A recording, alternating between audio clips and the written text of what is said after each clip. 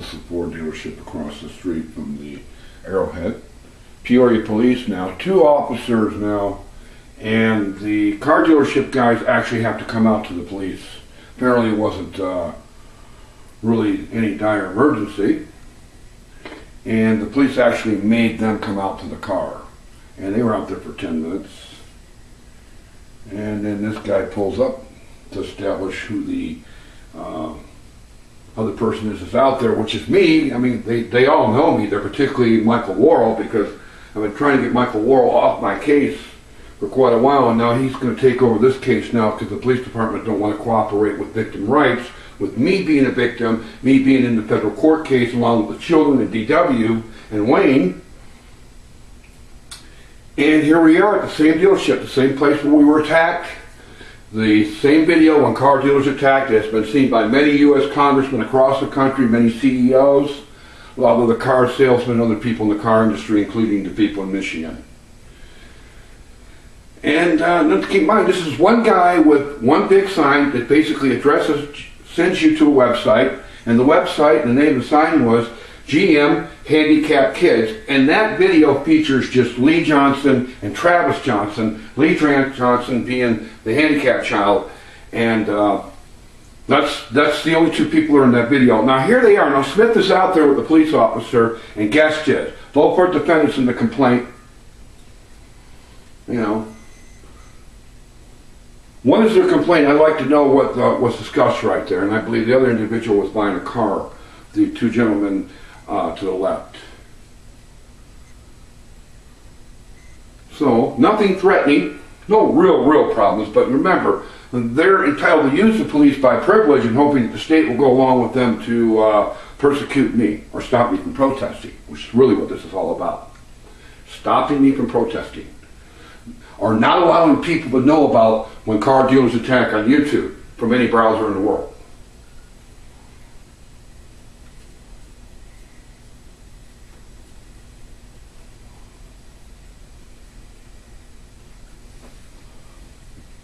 This was at another dealership.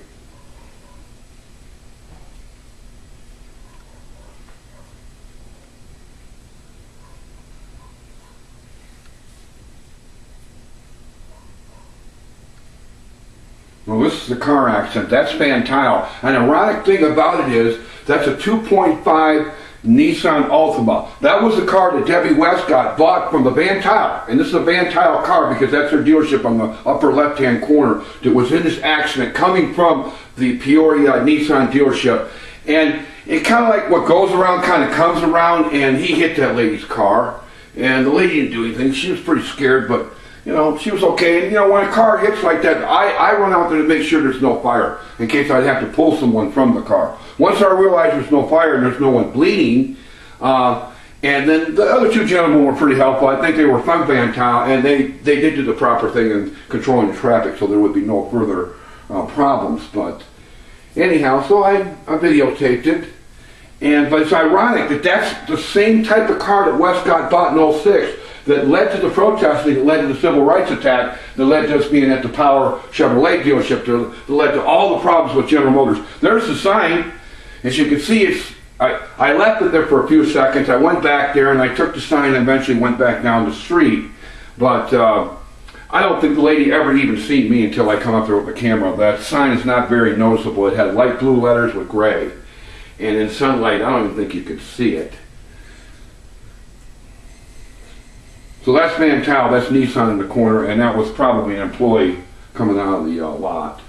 But she was in the right of way. He hit her. And she was nice. I talked to her for a few minutes, and I talked to her husband. But the main thing is that no one there was injured, and there were no other accidents after that.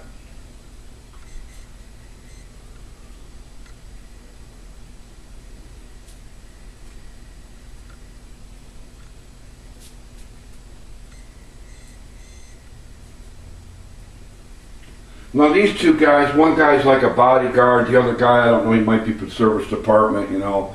But in that golf cart behind them, that's the perpetrator again.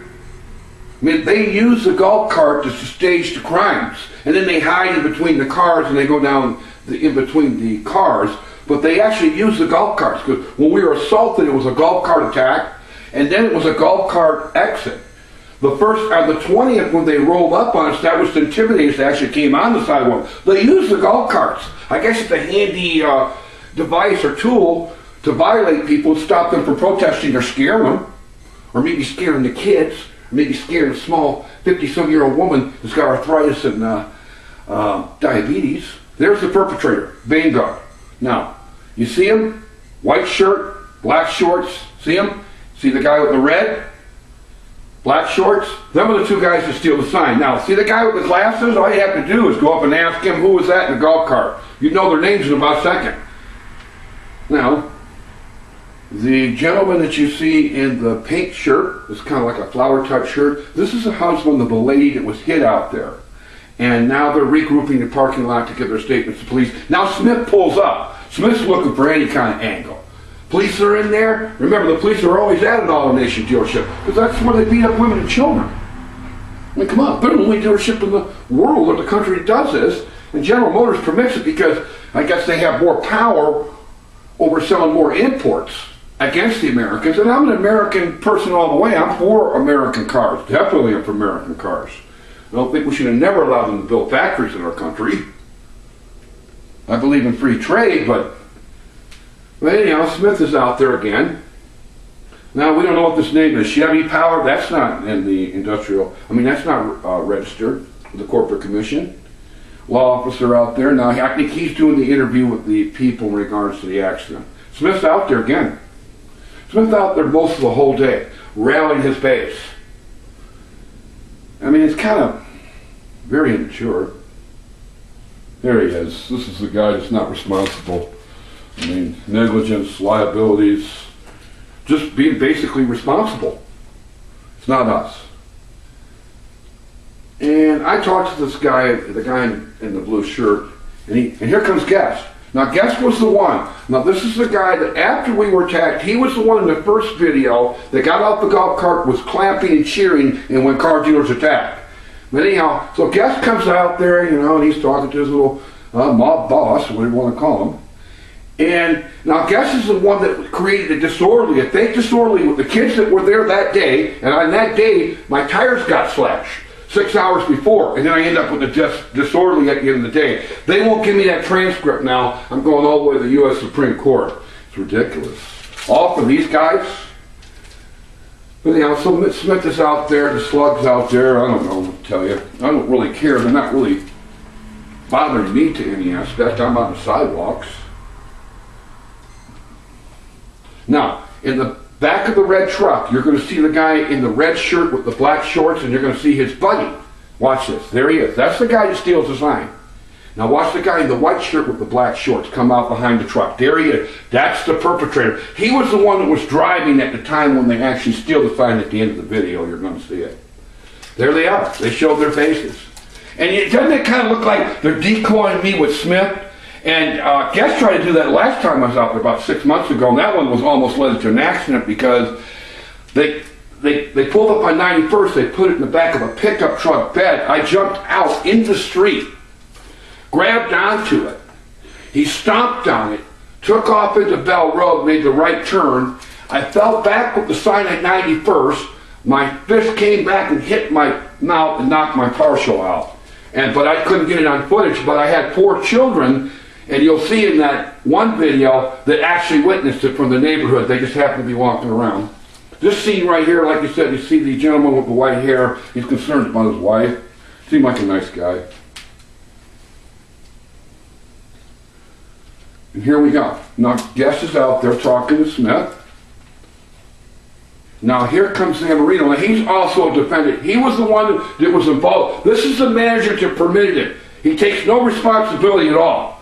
He was involved in it. He permitted it. He was out there on the 20th to intimidate us when they came out there and didn't act like he didn't know anything about it.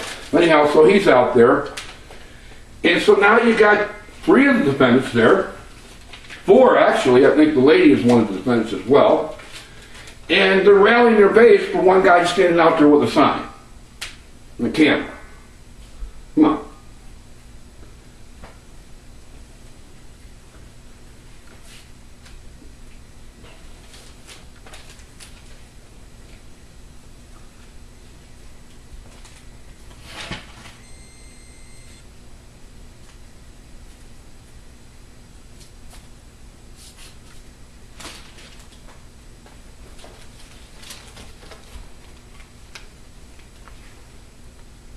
Now here's my request for public records to the police department. There were 3 calls out there, and you can read this. And I did this immediately because I am a victim to what happened out here, which we're going to see shortly, the actual theft. And then you can read on the bottom, I have the call numbers, reports. I want you to see them numbers.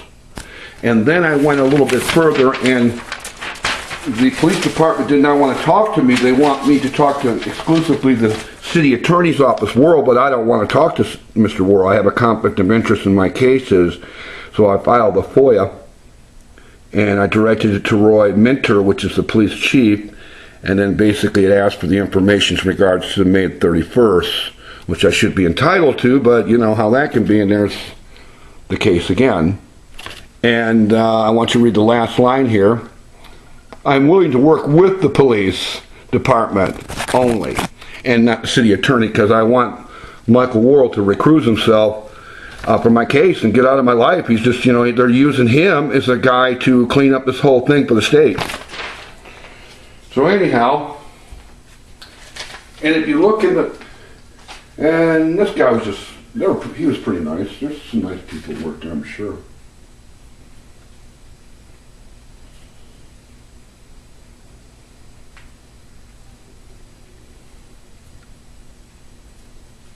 And there's Smith and Zamorino doing the golf cart. And at one point in the day, when I get down to the Audi dealer, the adjacent property to this dealership, which is an Autonation too, because I can't stand in one corner, so I have to keep moving around.